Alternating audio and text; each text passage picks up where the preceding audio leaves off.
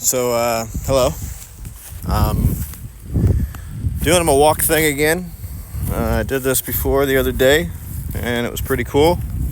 Just to kind of do something I felt tugged to do or pulled to do,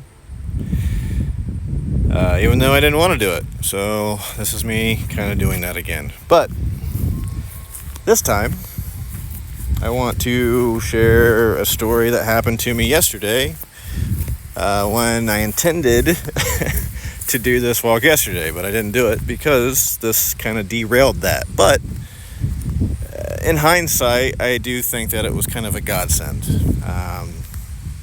How exactly, I can only share my side of it. But, like I said, yesterday, on my walk, I met this man at the corner of my road.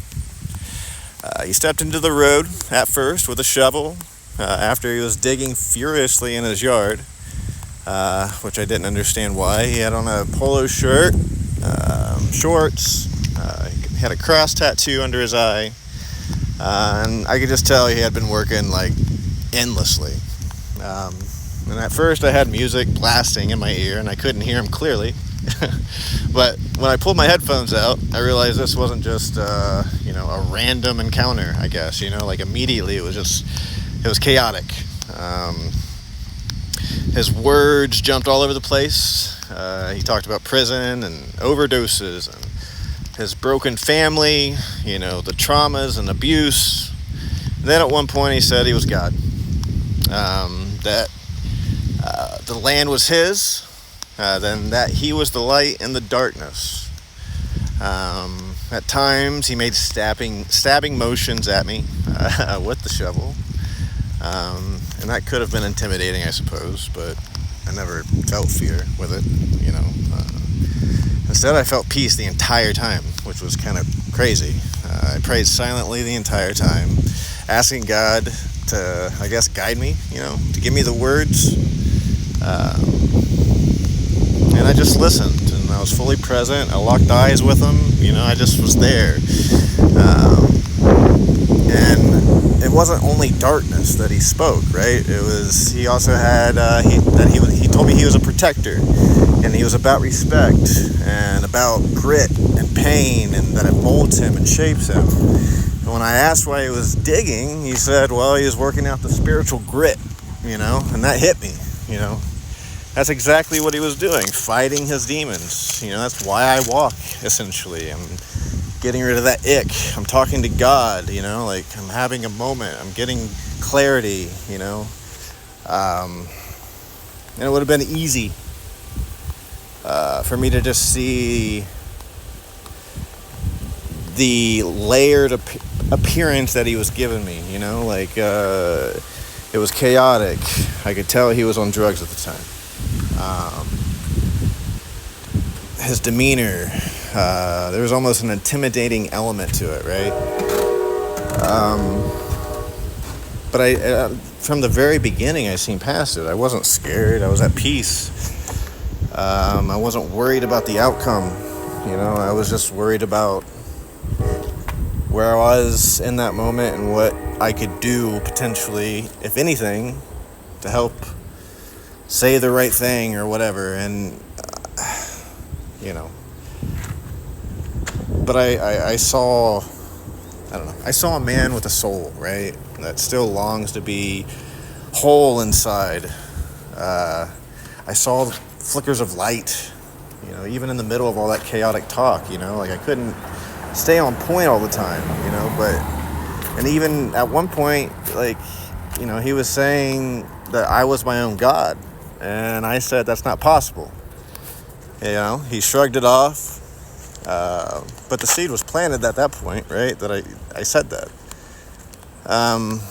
But it reminded me, God doesn't just call us to see the brokenness, He calls us to see his image inside the brokenness.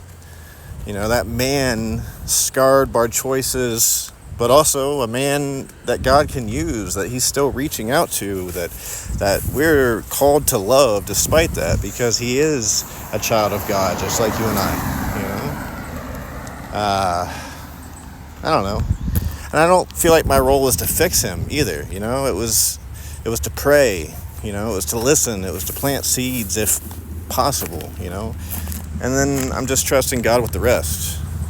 I don't know. Because every one of us has been somewhere relatable to that person that I just mentioned, right? That I just talked about.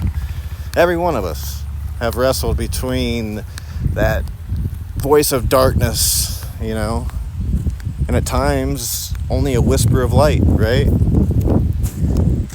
You know, or at least that's my experience. So, and I don't know. And I guess I just feel like if God can pull me out of my mess that I've been in,